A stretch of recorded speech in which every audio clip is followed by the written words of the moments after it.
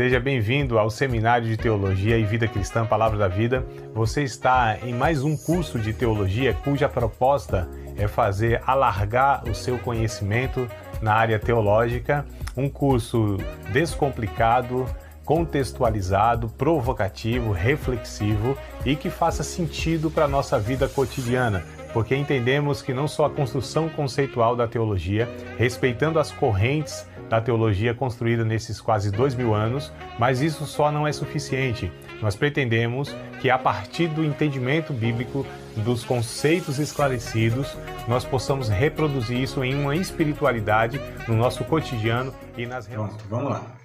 Então, na nossa continuidade de mais um fundamento, que nós estamos tratando, os fundamentos da nossa fé, cada tema desse que a gente tem tratado, como o próprio termo fala, é um fundamento, é uma estrutura. Porque nós temos vários ensinos na Bíblia, a gente tem muitos temas, todos eles importantes. Se não fosse, não estariam na Bíblia, Se Deus permitiu, se Deus inspirou, se Deus conduziu os escritores para registrarem, eles são importantes. É revelação de Deus, letra por letra, tudo ali, de alguma maneira, nos edifica, nos abençoa, nos traz mais conhecimento de quem é Deus, seu plano para a nossa vida e etc e tal. Só que tem alguns que eles são, como a gente está tratando aqui, basilares, Eles são fundamentais. Se nós não entendermos adequadamente esses ensinos, os outros, que são, como eu disse, importantes, mas talvez não seja fundamento, que tem essa diferença que muitas vezes as pessoas elas não consideram muito, De fato tem ensinamentos que, se a gente não entender e não aplicar na nossa vida, aquilo pode afetar nosso caráter, nossa salvação, nossa qualidade de vida espiritual com Deus. E outros ensinamentos, vamos trazer dificuldade? Vamos trazer dificuldade, mas eles não afetam essas áreas estruturais da nossa vida, São coisas periféricas que a gente chama. Então, e quando a gente vai ver, às vezes, os irmãos discutindo, não é nem por coisa fundamental, às vezes é por coisas que não valem muito a pena, Como o próprio Paulo, o apóstolo Paulo, escreveu em uma das suas cartas, cuidado aí para vocês não ficarem brigando, por coisas que não são discussões intermináveis, coisas que não influencia em nada, não afeta nada, Foge dessas questões. Então, muitas vezes, a gente fica patinando e muito preocupado, e muitos alunos, inclusive, fazem algumas perguntas, todas as perguntas devem ser feitas, e eu não desconsidero nenhuma, mas às vezes a gente se preocupa, com alguns detalhes que eles não são tão importantes assim. É claro que ninguém é obrigado a saber, e nem todo mundo tem, aliás, muitas pessoas, e principalmente os alunos, porque a gente está aqui para isso mesmo, para a gente crescer na nossa fé, para a gente amadurecer no conhecimento bíblico, como cristãos, etc e tal. Mas a gente precisa fazer essa peneira, porque assim, amados, nosso tempo é tão curto, Nossa vida é curta, a gente vive numa vida tão corrida, e a própria vida humana, ela é, como o Tiago diz, um vaporzinho que aparece, daqui a pouco já não tem mais. E a gente precisa peneirar, selecionar, o que vale a pena de fato a gente buscar como conhecimento, o que vale a pena a gente investir tempo, dinheiro, esforço intelectual e etc e tal, o que vale o nosso esforço, na verdade, seja ele mental, físico, de que forma for, O que vale a pena, porque a gente não pode perder tempo, a gente não pode gastar tempo naquilo que não trará proveito para nós, Isso já é uma sabedoria, Isso já é Deus nos dando sabedoria quando a gente consegue fazer essas seleções, ter esses discernimentos. Então é por isso que eu selecionei aqui, que eu julgo ser esses temas, esses conteúdos, assim, importantíssimos, fundamentais. Eles podem, de fato, nos trazer uma qualidade de vida espiritual, uma vida mais adequada diante de Deus, porque eles trazem, elementos que são, assim, vitais, eles geram vida ou não, se não forem compreendidos, mas estamos buscando entendimento, então gerarão vida em nossas vidas espirituais. E hoje eu quero falar sobre um fundamento que é a igreja. E nos dias de hoje, meu Deus do céu, a igreja ela tem sido, por muitos cristãos, inclusive, desprezada.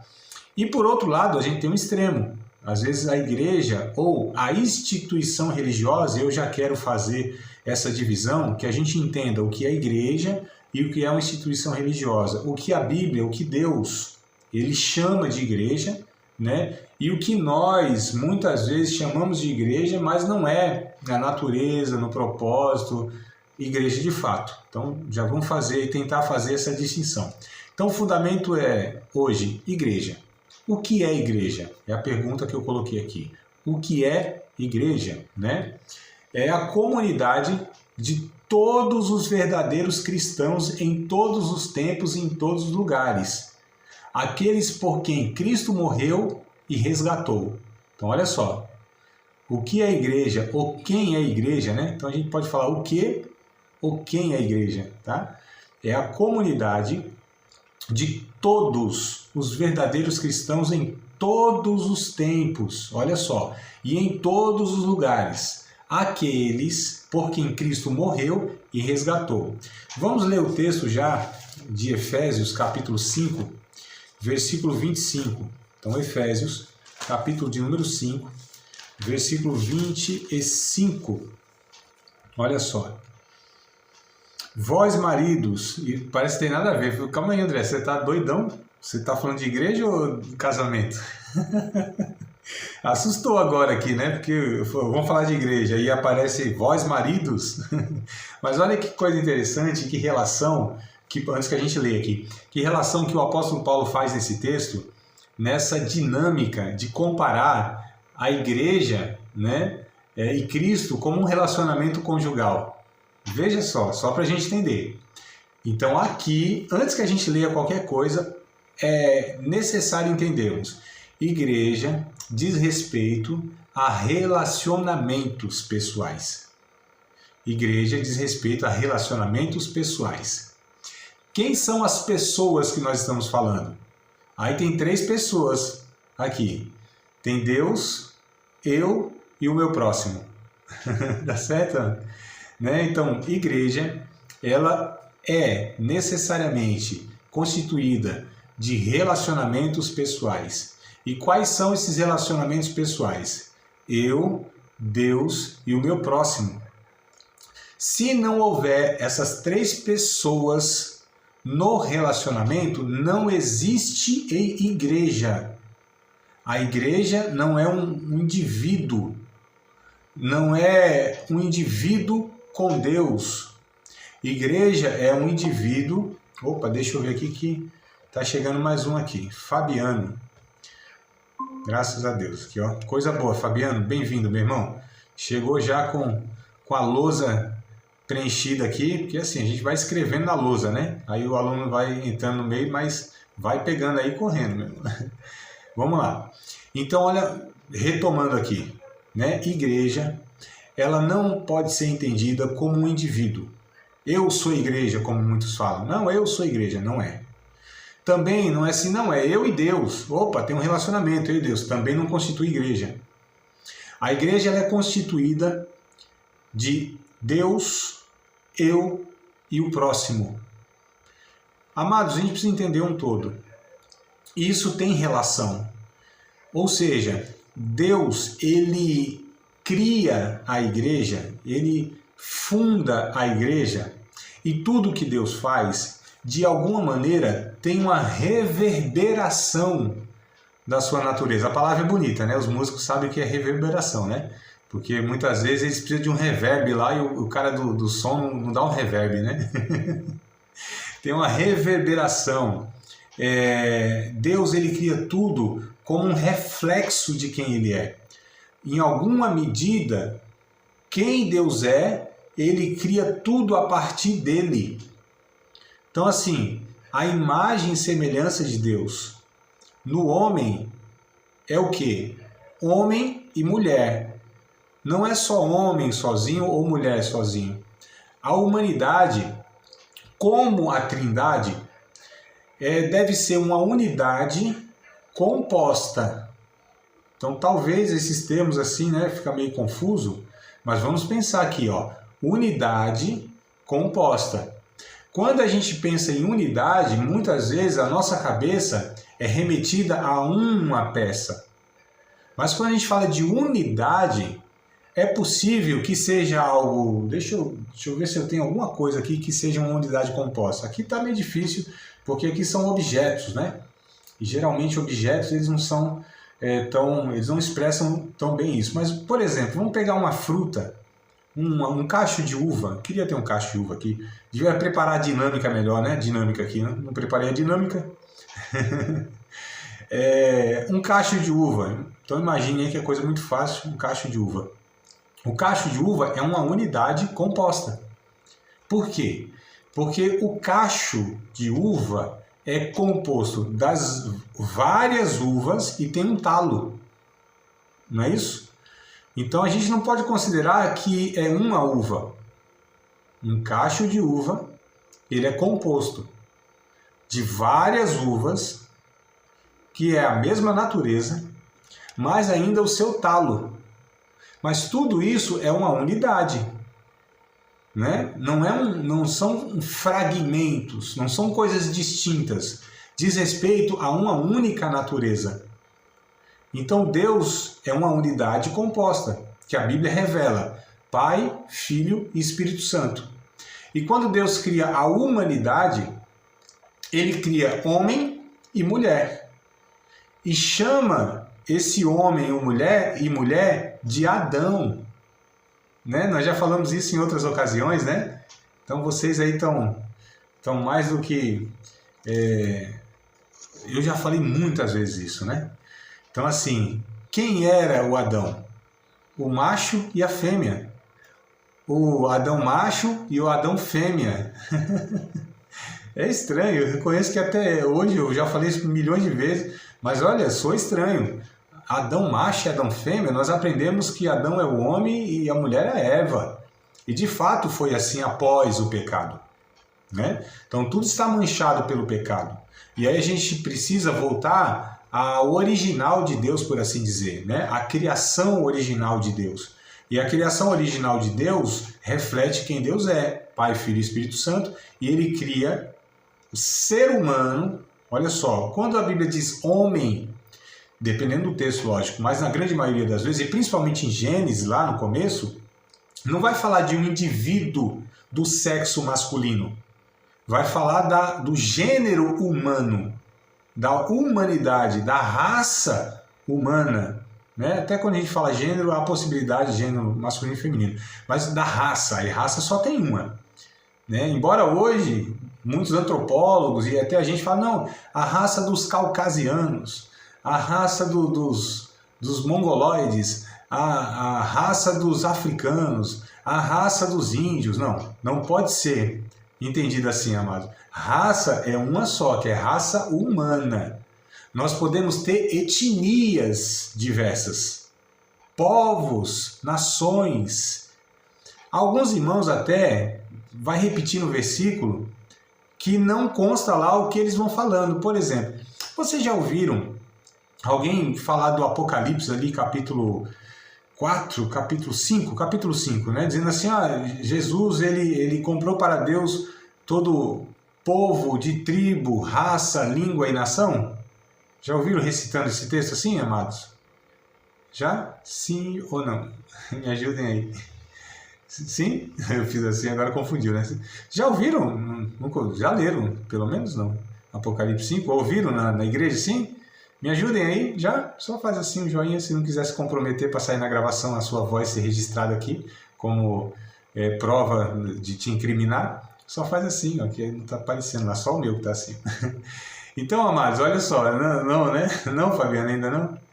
Então, veja só, aí preste atenção, se alguém falar um dia, eu acho que aí vocês vão falar, opa, não está escrito lá, como eu ouço muitos irmãos falarem, né? Às vezes falam de memória, Jesus, que está escrito lá no capítulo 5 de Apocalipse, que Jesus comprou para Deus todo povo, tribo, língua e nação. É isso que está lá. Povo, tribo, língua e nação. Alguns acrescentam povo, tribo, língua, raça e nação. A palavra raça não existe no texto, mas eu já ouvi muitas vezes muitos irmãos acrescentarem esse termo raça. Isso não existe.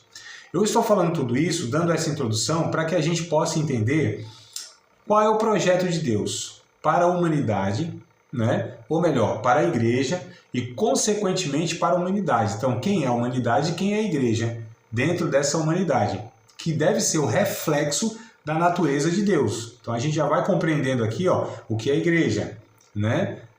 Como nós vamos ler aqui, eu comecei e aí me deu esse estalo aqui, por isso que eu desenvolvi esse pensamento, mas voltando aqui o Efésios 5:25, ó. Vós, maridos, amai vossa mulher como Cristo amou a igreja e a si mesmo se entregou por ela. Então, olha que coisa interessante. Então, Jesus resgatou a igreja. Quem é a igreja? São todos os resgatados por Cristo. A igreja é constituída de todos salvos por Cristo, tá? Ela é criada, mantida e guardada por Cristo. Então, vamos lá. Isso aqui são definições de igreja. É a comunidade de todos os verdadeiros cristãos, em todos os tempos, em todos os lugares. Aqueles por quem Cristo, como a gente falou, morreu e resgatou. Ela é criada, é fundada, mantida e guardada por Cristo. Tá? E aí a gente vê Mateus capítulo 16, verso 18. Né? Esse texto muito conhecido, Mateus 16, 18, onde Jesus diz... a minha igreja, as portas do inferno não prevalecerão, né, contra a minha igreja. As portas do inferno não prevalecerão contra a minha igreja. Então a igreja, ela é propriedade exclusiva de Jesus, tá? Só que nós estamos falando de igreja como pessoas que foram salvas, não como denominações, movimentos religiosos, entidade religiosa ou coisas do tipo. Então não vamos confundir igreja com instituições religiosas. Instituições religiosas, elas podem conter a igreja em certa medida, mas necessariamente todas as instituições religiosas, que nós chamamos de denominações, tá? Nem todas, e aquelas também, né, que de alguma maneira elas podem conter pessoas no seu contingente ou não que são igreja. Tá confuso o que eu estou dizendo aqui assim, amados? Tá tranquilo para vocês? Tá? Posso seguir? Então vamos lá. A igreja, ela é o corpo místico de Cristo. Isso quer dizer o quê? Que é um corpo simbólico, tá? A igreja é um corpo simbólico. Ou seja, é invisível. Então a igreja, ela não pode ser vista no sentido que são pessoas, porque assim, a gente, ali, eu passei na igreja ali, tinha 200 pessoas ali, aquelas 200 pessoas são a igreja de Cristo, quem dera, seria muito bom. É possível até que uma ou outra, quem sabe, né? Todo o contingente 100% de uma denominação ali sejam igreja de Cristo, ou seja, salvos, porque não basta, e a gente vai ver um pouquinho mais para frente, pertencer a uma denominação. Não basta você cumprir os rituais, não basta você estar numa lista lá de hall de membros que a gente chama, não adianta você ter carteirinha, e alguns até carimba, né, mensalmente, anualmente lá, que pertence àquela igreja. Isso é mais, eu não sei por que faz isso, quer dizer, até sei, mas deixa para lá, depois a gente trata disso, quem sabe. Mas isso não é igreja em si, amados. Pode conter a igreja. E eu não estou falando que hoje é isso, sempre foi assim. Então, quando a gente lê as cartas do Novo Testamento, as cartas de Paulo, de Pedro, o próprio Apocalipse, quando a gente lê lá, né, aqueles 3 primeiros capítulos, que vão falar de 7 igrejas, em algumas igrejas ali, é falado, tem uns aí que não são salvos, não. Não sei se é Sardes, não me lembro agora, eu até posso pescar aqui para a gente ver, né? Mas, enfim, umas 2 igrejas ali é declarado, falou, temos aí que eles, na verdade, são da sinagoga de Satanás. A palavra é dura, né? Eles são da sinagoga. A sinagoga era, entre aspas, aqui, se a gente puder comparar, é uma espécie de uma igreja, um templo. Pessoas se reuniam ali para adorar a Deus, para ler a palavra e fazer suas orações. Mas olha só, o texto ele vai falar, não, os que estão aí, alguns desses aí, eles não são igrejas, não pertencem à igreja. né, estão dentro dessa igreja aí, né, em Éfeso, deixa eu ver aqui, em Esmirna, em Pérgamo, olha só, né, em as cidades, né, Tiatira, em Sardes e tal, mas foi constatado que algumas delas, Filadélfia e Laodiceia, são as 7 igrejas, que a gente chama 7 igrejas do Apocalipse, né, ou da Ásia Menor ali, mas é interessante que algumas delas aqui, como a própria Filadélfia, ó, Apocalipse 3, verso de número 9, olha que coisa interessante, Apocalipse 3 e 9. Eis que eu falei aos da sinagoga de Satanás, aos que se dizem judeus e não são, mas mentem. Então veja só que havia em uma igreja aqui da Filadélfia, que eu estou falando, né, mas as outras também é identificado um grupo dentro daquela comunidade que não pertencia à igreja. Tá? Não é nem a igreja toda, não é toda a comunidade. Mas foi falado aqui que há um grupo, um certo número de pessoas dentro daquela comunidade, eles não eram igreja, eles não pertenciam ao povo de Deus. E aí a gente vê João escrevendo, por exemplo, lá na sua primeira carta, ó, tem alguns que saíram de nós, mas não eram de nós. Esses são os anticristos, aqueles são contra Cristo. Em outra carta, acho que é a segunda ou terceira carta dele, de João, ele vai dizer lá de um tal de Diótrefes, né? Esse cara era aquele que queria mandar na igreja, ele achava-se dono da igreja e disse, esse aí não pertence não ao povo de Deus, né? Então há muitos falsos mestres, há muitos falsos profetas, esses estavam todos num contexto de igreja, só que eles não tinham a natureza de Cristo, possivelmente não pertenciam não pertenciam ao povo de Deus, embora estivesse fisicamente, mas como nós estamos tratando aqui, não eram resgatados, não eram salvos, né? Ou seja, não pertencia à igreja invisível, porque, amados, a igreja de Cristo, o corpo de Cristo, melhor dizendo, é constituída de todos os salvos, todos os tempos. Então, assim, nós não temos condição de fazer essa análise precisa. Só Deus sabe quem é e quem não é, né? A gente desconfia, a gente até a gente faz assim, ó, nesse aqui não deve ser não. Aí Deus disse assim, meu filho. Aí a gente fala, não, esse é. E Deus fala, não é não, meu filho. Então assim, a gente tem uns, né? Agora a gente tem que fazer essa pergunta para nós, né, amados? Que a gente tem essa tendência de fazer com os outros, né? Mas para nós, isso também vale, né? Senhor, eu sou tua igreja, eu pertenço, eu sou um membro da tua igreja, melhor dizendo. Eu sou um membro da tua igreja, eu pertenço à tua família, eu sou um salvo, um nascido de novo, um regenerado, né? E tal. A mim foi me dada o poder de ser feito filho de Deus, eu tenho a filiação espiritual. Então é bom a gente sempre fazer essa pergunta para nós e buscar indícios disso, né, em nós. Então é claro que a gente não estuda para fazer uma análise dos outros, a gente exerce o discernimento. Né? A gente adquire conhecimento para que a gente também possa estar identificando isso, se chama de discernimento. Isso é saudável espiritualmente, embora alguns pensem que a gente não deve fazer mais assim nenhuma análise. E aí pega uns textos totalmente descontextualizados, eu não julgo ninguém, porque não pode julgar, não. Exercemos o discernimento, julgamos segundo a reta justiça e não segundo a aparência, como João no capítulo 7, verso 24 nos orienta, né? Enfim. Então a igreja é o corpo místico de Cristo, tá? Essa igreja invisível, né? Porém, ela se manifesta visivelmente. Ela se manifesta visivelmente. Mas só o Cristo que sabe realmente quem pertence a ela. 2 Timóteo 2,19. Vamos ler um texto aqui que eu acho interessante para isso que eu acabei de ler aqui, né? 2 Timóteo, capítulo de número 2, verso 19. 2 Timóteo 2,19. Todavia, o fundamento de Deus fica firme, tendo este selo.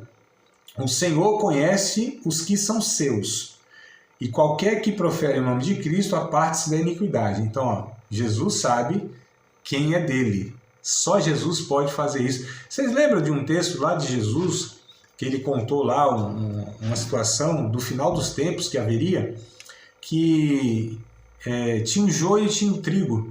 E eles precisariam crescer juntos, porque se arrancasse um ia prejudicar o outro. Então ele disse, ó, só na consumação dos séculos é que Jesus enviará os seus anjos e eles farão então essa colheita e separará o trigo da palha, né? Então estão juntos aí, tá no mundão, todo mundo misturado, junto e misturado. Só que Jesus distingue, ele sabe exatamente, ele difere o joio do trigo, né? Ele consegue ver uma multidão e identificar exatamente quem pertence a ele e quem não pertence a ele. Como eu disse, muitos foram chamados, poucos serão escolhidos, porque nesse processo do chamado, muitos vieram de uma forma totalmente equivocada, não passaram pelo novo nascimento, não aquilo que a gente já falou em outras ocasiões, né? Como por exemplo, o que é ser um discípulo de Cristo, ter esse fundamento, se não me falha a memória, esse foi o título, o que é ser um discípulo de Cristo, o que é regeneração. Falamos sobre a necessidade de, primeiro, renunciar a si mesmo, tomar cada dia a sua cruz e seguir Cristo. Então muitos não passaram por esse processo. Querem seguir Cristo sem terem passado pelo processo da renúncia, do novo nascimento, porque a igreja, como instituição religiosa, é aberta para todo mundo, amados. Não é? Então a gente percebe que há um espaço público chamado de igreja, onde pessoas entram, saem, participam, muitos chegam a cargos e funções de liderança, só que isso não quer dizer muita coisa, a gente vai ver daqui um pouquinho, né? A igreja, ela é de origem divina e de composição humana. Aí que está o problema, né? Então a ideia é de Deus, mas os elementos, as peças, as pecinhas que são meio difícil, né? Então assim, origem divina, composição humana. A igreja é um mistério, daqui a pouco a gente vai ver o porquê que ela é um mistério. Ela é um povo e ela é um pacto. Veja as definições, ou seja, uma aliança. Quando eu digo um pacto, é uma aliança, né?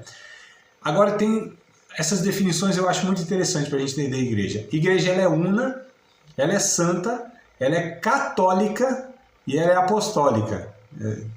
Eu estava falando com a minha esposa esses dias, ou ontem, aí ela falou assim, nossa, essa palavra católica aqui está meio estranho. Eu falei, não está estranho. É porque a gente tem uma herança, né, da história do catolicismo que pegou o termo e a gente acha que esse termo católico ele não é bíblico, né? A palavra católica nada mais quer dizer do que universal. Aí eu não sei se eu melhorei ou piorei as coisas pegando essa palavra, né? Então, André, calma aí. E agora? Qual que é melhor, a igreja católica ou universal? Mas é porque a gente está puxando nas denominações, né, amados? Então a gente precisa se desvincular, se afastar dessas coisas que estão na nossa cabeça. Nós estamos tratando aqui dos termos, das ideias, né? Então quando a gente fala assim, a igreja é católica, quer dizer que ela é universal, né? Em todos os lugares. A palavra católico quer dizer universal, tá? Então ela é una, só existe uma igreja, né? Até alguns irmãos meio equivocados, mal instruídos e tal. Eu estou feliz aqui por conhecer mais uma igreja de Cristo. Não, Cristo não tem várias igrejas, é uma só. Deus olha para a terra e vê uma igreja, um povo, um único corpo, né? Não tem várias igrejas também. Tem várias igrejas. Não, tem muitas denominações, muitos movimentos religiosos, muitos entendimentos de igreja, mas igreja na ótica de Deus só existe uma, tá? Então a igreja é uma. A igreja é santa, isso quer dizer que ela é separada de tudo aquilo que não pertence à natureza de Deus. Quando a gente fala de santo, e foi a aula passada, ou as duas aulas para trás, nós falamos sobre santificação. E o que é a santificação que nós trabalhamos, né? Vocês vão lembrar porque foi por esses dias atrás aí.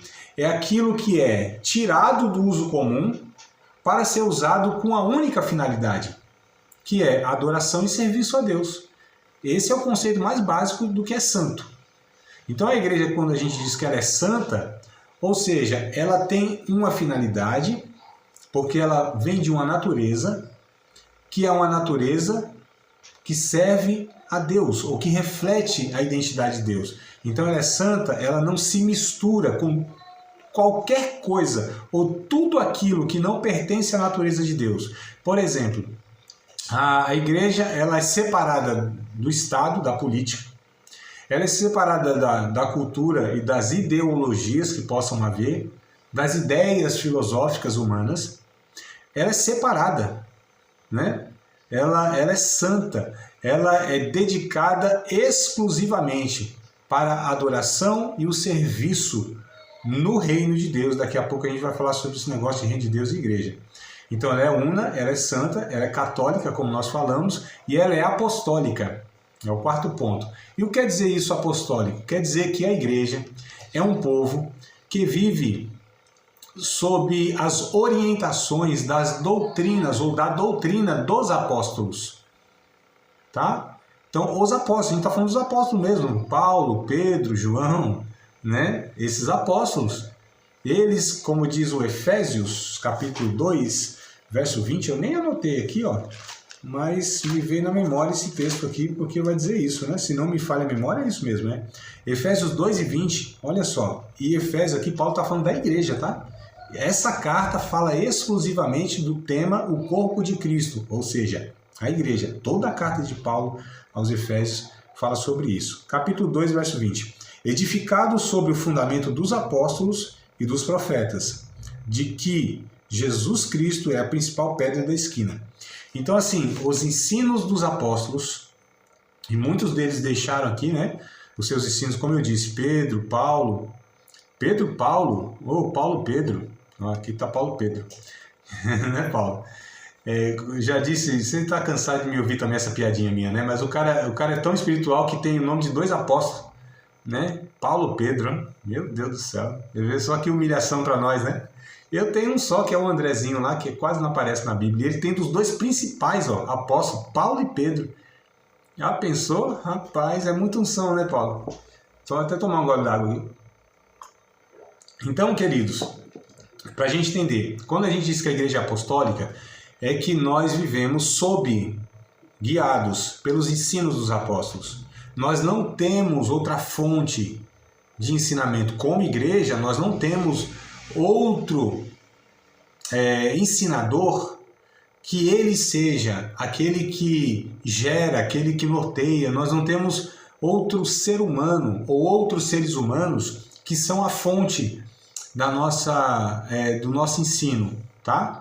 Então nós sabemos que esses apóstolos foram inspirados pelo Espírito Santo, né? Tanto é que são chamados apóstolos do Cordeiro, né? Apóstolos de Cristo, são homens específicos que andaram com Jesus, que o Espírito Santo os usou para trazer a revelação que é a palavra de Deus. É por isso que, por mais que tenhamos teólogos, dons de mestre, né? Ensinadores, mas nós todos que trabalhamos com a palavra de Deus e com o ensino, somos e devemos ser sujeitos ao que esses homens, inspirados por Deus, ou seja, os apóstolos, escreveram. Então a igreja é apostólica nesse sentido, tá? Ela extrai a sua doutrina, os seus ensinos dos escritos dos apóstolos. E isso que é o apostólico, igreja apostólica, é isso, né?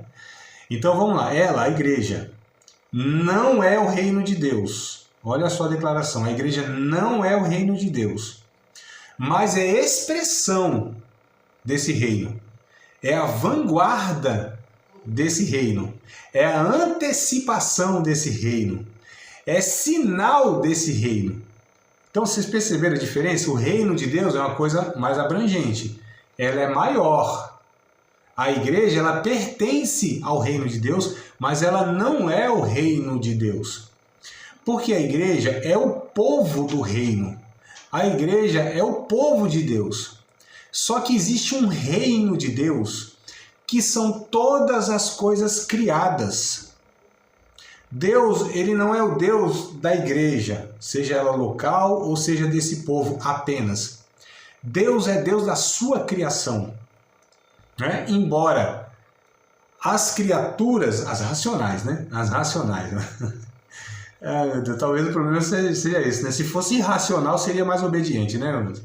Então, às vezes, porque assim, vocês já viram algum papagaio ficar fofocando do outro papagaio? Você já viu assim falando mal, amados? E você viu as penas dele? O bico tá muito curvado. A gente não vê, né? Animal falando mal do outro e tal. Mas o ser humano, ele expressa os pecados aí, né? Então, assim, às vezes o problema é porque nós somos racionais. Mas Deus é Deus da sua criação. Deus é Deus, o reino de Deus são todas as coisas criadas que estão sob a sua autoridade, sob a sua soberania. Isso é reino de Deus, todas as coisas criadas. Por que é importante a gente entender isso? Porque nós entendemos o seguinte, que a nossa vida como expressão de serviço e adoração não diz respeito apenas a essa comunidade local que nós chamamos de igreja, tá? Então, eu acredito que até o termo, ele talvez não... Porque não é que ele é errado em si, mas a gente aplica ele de uma forma errada e limita. Porque a gente fala assim, ó, a igreja de Deus é aqui. A igreja de Deus, você serve a Deus na igreja. Né? A gente limita as pessoas a terem a sua vida de espiritualidade e serviço apenas naquele contexto daquela comunidade pequena de fé. Né? Então, assim, não é o que Deus ele propõe. Ele propõe que nós o sirvamos em todos os contextos que a gente vive, inclusive na denominação que nós fazemos parte, né? Ó, que coisa boa. Tá chegando aqui a irmã Neia na segunda aula, mas bem-vinda, amada. Já deu o sinal aqui da segunda, terceira aula, mas bem-vinda que tem mais umas 3 aí. São 5 aulas o período, né? Se não me falha a memória. Vamos lá. Então, a gente precisa... É por isso que esses entendimentos, eles são necessários, para que a gente não reduza o projeto de Deus chamado de igreja, tá? A igreja, ela está inserida no reino de Deus. A igreja, ela é chamada para servir o reino de Deus. Olha que coisa interessante. A igreja não existe para a sua própria existência. Não sei nem se ficou um negócio repetitivo, redundante. A igreja, ela não tem a finalidade nela mesma. A igreja, ela é chamada por Deus para servir o mundo. Então a igreja é serva do mundo nesse sentido. Tá? Serva do mundo nesse sentido. Não que o mundo é o senhor da igreja, não é isso. Mas ela serve, a igreja serve a criação de Deus, o reino de Deus. Então o reino de Deus é muito maior do que a igreja, e a igreja não tem finalidade nela mesma. A igreja não existe para ela mesma, é isso que eu estou querendo dizer. A igreja, ela existe para servir o reino de Deus, que é algo muito maior do que aquele povo, tá? Aquele grupo pequeno. E quando eu digo pequeno, André, mas tem igreja que é grande, aí tem 3, 4, 5 mil pessoas em um local. Em São Paulo, o que mais tem é igreja assim, de 4 mil, 5 mil membros, assim, isso aí se encontra aos montes, né? Talvez no nosso contexto ou em outros a gente não tenha essas chamadas mega igrejas, né? E quando eu falo pouca gente, é porque a gente está falando de uma humanidade, amados. É que a gente está falando hoje de quase 8 bilhões de pessoas, né? E se a gente pensar que cristãos declarados, isso, como a gente falou no começo, não quer dizer que são de fato salvos, né? Uma coisa é a pessoa falar, outra coisa é a pessoa ser. Mas isso aí pertence a Deus, então a gente não vai se embrenhar aí por essas questões. E cristãos hoje são em torno de 2,2 bilhões, tá? Declarados. E quando a gente fala cristãos, a gente está falando de católicos e de protestantes. Não é nem só os protestantes, não. Então, o número daqueles que professam o cristianismo no mundo hoje são aproximadamente 2,2 bilhões. Não sei se caiu aqui a internet dos irmãos. Voltou aí? Tá tudo certo, amados? Tem uma paralisada aqui? Voltou? Ótimo. Então, assim, amados, nós somos, teoricamente, 1/4 da população mundial. Teoricamente, 1/4, né? 8 bilhões, eu estou arredondando, lógico. 8 bilhões, nós somos 2 bilhões. Aí, tá? Não é só para a gente entender que o reino de Deus, então, é maior do que a igreja. Mas a igreja deve ser a expressão desse reino. Deve ser o sinal desse reino, tá? É a antecipação desse reino de Deus. Então, olha só. O que a igreja deve ser, na ótica bíblica? Deve ser uma... Vocês já foram em restaurante onde pediram lá um prato, né? Ah, pediram lá uma buchada de bode. Não, eu também não. Deixa eu pensar em outra coisa. Pediram lá, sei lá, uma lasanha, né? Um negócio assim mais, né? Também fui muito pesado essas horas, buchada de bode. Pedi aqui uma lasanha, por exemplo. Aí que trouxeram antes que vinha, porque a lasanha demora um pouco, né? Foram fazer lá e tal. Trouxeram o quê? Uma saladinha, um pratinho de salada assim, ó. Um alfacezinho, um tomate, né? Ou então um pãozinho e tal, que você pediu uma coisa assim. Aí trouxeram um pãozinho assim, tá aqui, ó. O que isso é chamado? Prato de entrada, né? Então, Ou seja, é o prato de entrada. O que vem, o principal, não é isso. Isso aqui só anuncia, ó. Tem coisa para vir aí, né? É o prato principal. Então a igreja é o prato de entrada do reino de Deus. A igreja deve ser a maquete, eu gosto muito dessa comparação, a maquete do reino de Deus. Que a maquete, vocês sabem também, é uma construção minimizada, né? Às vezes não tem um condomínio, vão vender aí um condomínio, né? Vão anunciar a venda de um prédio, por exemplo, e tal, e aí eles fazem uma maquetezinha, né? Maquete e tal, que seja, sei lá, do tamanho de uma mesa, mas aquilo está representando algo muito maior, né? Que é a construção real. Então a maquete, essa cidadezinha de Deus, sabe? Esse pedacinho do céu. Então a igreja deve ser isso, amados. Deve ser a antecipação do reino, a antecipação da eternidade. O nosso meio, o nosso convívio, aquilo que a gente expressa, como nós vivemos, como nós lidamos com as questões da vida, deve refletir o que vai ser a eternidade. Nós somos um pedaço da eternidade aqui na Terra. Devemos ser um sinal que aponta, que mostra, porque é interessante assim, o que é um sinal? Eu não sei como chama aqui, Manéia. Aqui é sinal ou é semáforo?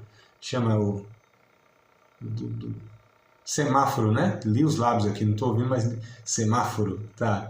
Semáforo, aí também em São Paulo acho que é semáforo, enfim. Mas é o sinal, né? O semáforo aponta, né? Ó, tá amarelo, quer dizer, isso tá apontando. Fica alerta, cuidado, atenção, né? O que é a febre? Acho que talvez esse meu primeiro exemplo não foi tão bom, não foi tão eficaz. O que é a febre, manos? A febre. A febre não é a doença em si. Embora a Bíblia tenha um negócio bem interessante, um texto lá, que diz que Jesus expulsou a febre lá da sogra de Pedro, né? As más línguas aí preconceituosas dizem até foi por isso que Pedro negou a Jesus, né? Porque curou a sogra. Mas isso é preconceituoso, a gente não deve aceitar um negócio desse nunca, né, amados? Falei com brincadeira aqui, mas nem deveria falar isso de brincadeira. Mas até eu tenho que me corrigir aqui. Eu perco a piada, mas eu não perco a ocasião de me chamar de herege. O que acontece? Eu até perco o raciocínio, falo besteira. Jesus, a Bíblia, o texto vai dizer que Jesus expulsou a febre, mas não é a febre, a gente sabe que não é a enfermidade não é a febre, né? A enfermidade é algum órgão, alguma coisa que está inflamado, a inflamação que gera a febre, ou melhor, a febre ela mostra que está alguma coisa errada no corpo, então a febre é até uma proteção para o corpo, se não tivesse a febre a gente ia morrer cozido por dentro, né? A gente ia pegar fogo por dentro e não ia saber o porquê. Então a febre, na verdade, é um sinal. Ela mostra, ela aponta. A igreja também é isso, deve ser isso. Ela deve apontar, ela deve ser esse prato de entrada, essa maquete. Deve ser um princípio do gosto da eternidade, amados. Isso deve ser a igreja, né? Então na igreja visível, é constituída de gente com suas personalidades, temperamentos e histórias de vida.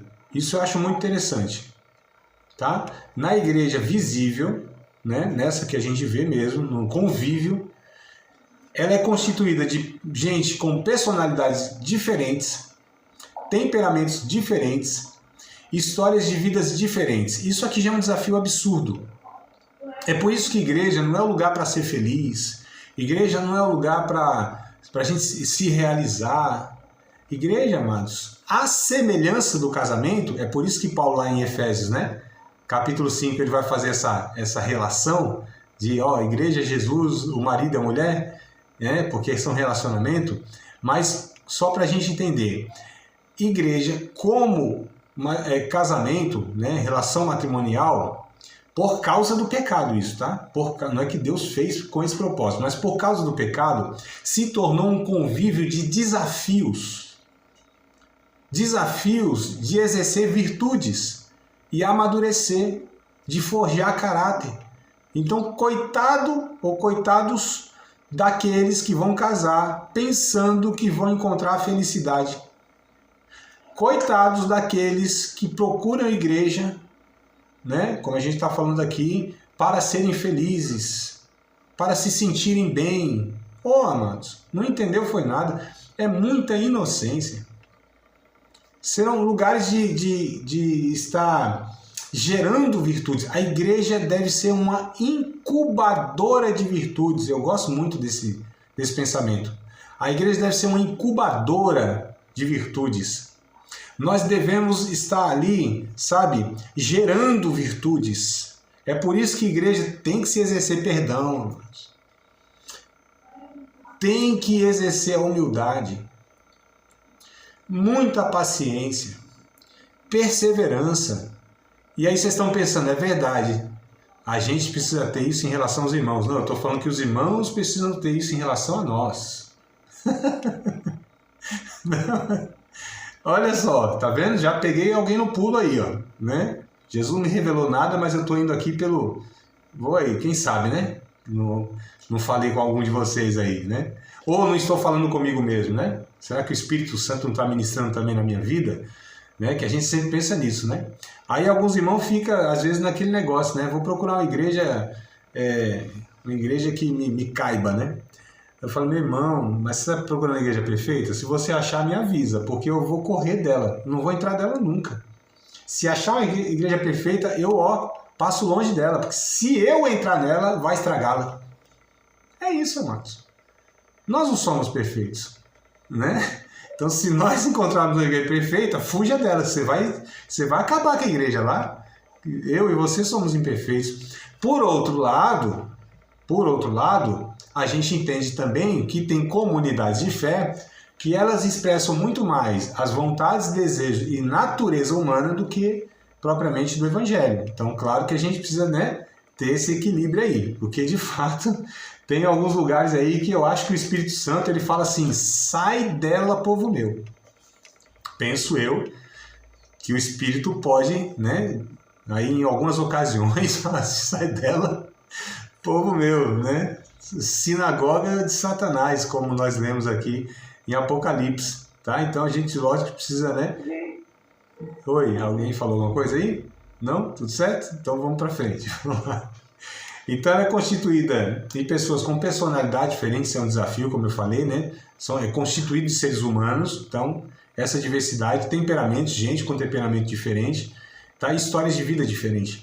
Então a igreja, ela tem tudo para dar errado, porque são muitos pecadores, pessoas com a diversidade. Agora, quando a gente entende que essa diversidade, ela na verdade não é ruim, ela pode ser benéfica, porque ela se completa, amados, isso é a beleza.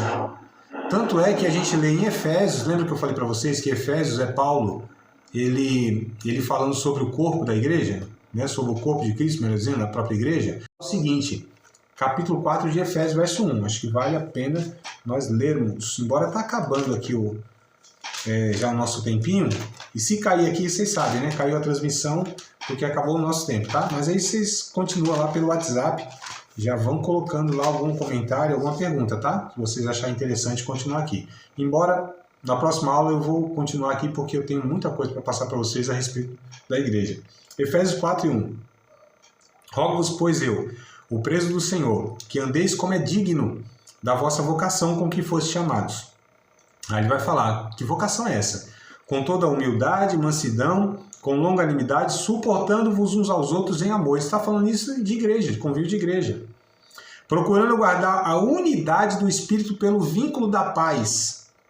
Há um só corpo, um só Espírito, como também foste chamados em uma só esperança da vossa vocação, um só Senhor, uma só fé, um só batismo, um só Deus e Pai de todos, o qual é sobre todos e por todos e em todos. Olha só.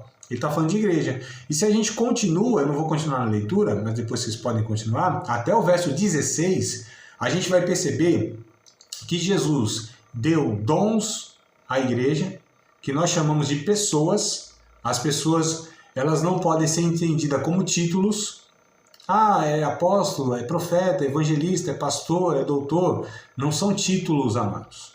São dons, são dádivas, são presentes que Deus está dando para a igreja. E Deus está dando pessoas com esses chamados. Com qual finalidade? O verso 12 vai falar. Para a edificação dos santos, para a obra do ministério, para que haja crescimento, amadurecimento, para que haja instrução, advertência.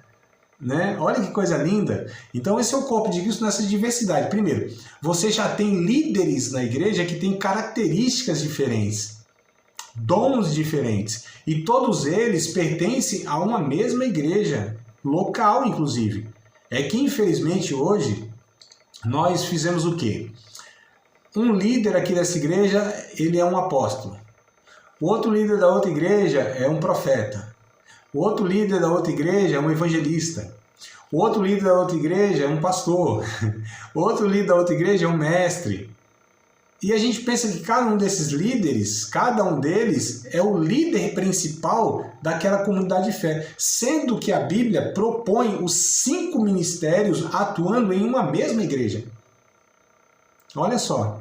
Então, muitas vezes a gente está querendo que um apóstolo seja um pastor, que um profeta seja um pastor. Amados, a igreja que tem, ou que quer ter um apóstolo como líder dela, essa igreja ela não vai ser, não vai cumprir o seu papel. A igreja que tem um profeta como líder, como seu pastor, é pedaço de gente para todo lado, porque o profeta não é fácil não, amados. É só paulada na cabeça dos outros. Não é? Só advertência, só denúncia de pecado. Quem aguenta um negócio desse? Aí você tem uma igreja que tem o seu líder lá, o pastor dela, é um evangelista. O cara não quer saber de discipular, não. Não cuida de ninguém, não. Ele quer ganhar alma, um fominho de alma. E aí essas igrejas, elas parecem uma rodoviária. Né? A gente entrando e saindo toda hora. A membresia não dura lá 4, 5 anos, ninguém, uma família lá. Porque ele quer alma, ele não quer saber de ninguém, não. Ele quer que a igreja esteja cheia, ele quer ganhar alma, ele quer fazer evento, ele quer... É isso, né? Aí você tem lá o mestre, de repente, que é o líder da igreja, é o mestre. O cara, cada evento, cada coisa é uma aula, um seminário, Aí ninguém aguenta não, né, amado? O povo quer um arrepio na espinha também, de vez em quando e tal. Brincadeiras à parte, queridos, a gente precisa entender essa diversidade, é isso que eu estou dizendo. A igreja é essa diversidade, esses dons espalhados, sabe? Ministrados e tal. E não só os dons, eu não estou falando somente de liderança, eu estou falando de todo o contingente de igreja. Você tem essa diversidade, né? E aí você tem ali também inúmeras histórias. A igreja é uma riqueza de histórias. A gente precisaria levar isso em conta, né? Ouvir os irmãos, conhecer os irmãos, que todos contribuíssem para a edificação dessa comunidade de fé, amados. E não privilegiar alguns, não todos ali, de alguma maneira, podem, de alguma forma, serem usados pelo Espírito Santo. E eu não estou falando só nessas ocasiões de pregação, de púlpito, de culto oficial, estou falando no convívio geral, né? Porque a gente, muitas vezes, deixou a natureza da igreja, da koinonia, dessa convivência, sabe? Dessa comunhão, onde as pessoas se conhecem, onde, muitas vezes, o menino que cresceu aí na igreja vai casar com a menina lá da outra família, e essas famílias, elas vão crescendo, se desenvolvendo juntos, né? Tendo filhos juntos, e delas vão saindo outras famílias, que é uma coisa linda. Quando é entendido isso, quando isso é feito dessa maneira saudável e bíblica, né? Enfim, eu acho que eu paro por aqui. Acabou de participar de mais uma aula de um dos nossos cursos, Seminário de Teologia, Vida Cristã, Palavra da Vida. Espero que tenha te abençoado, não só alargado o seu conhecimento teológico, mas que tenha também atingido o teu coração, para que você possa a cada dia mais reproduzir a vida de Deus nas suas relações cotidianas. Se você ainda não é aluno oficial de um dos nossos cursos, se inscreva aqui no contato que vai aparecer do WhatsApp. Também nos siga nas redes sociais, se inscreva no nosso canal, compartilhe à vontade e Deus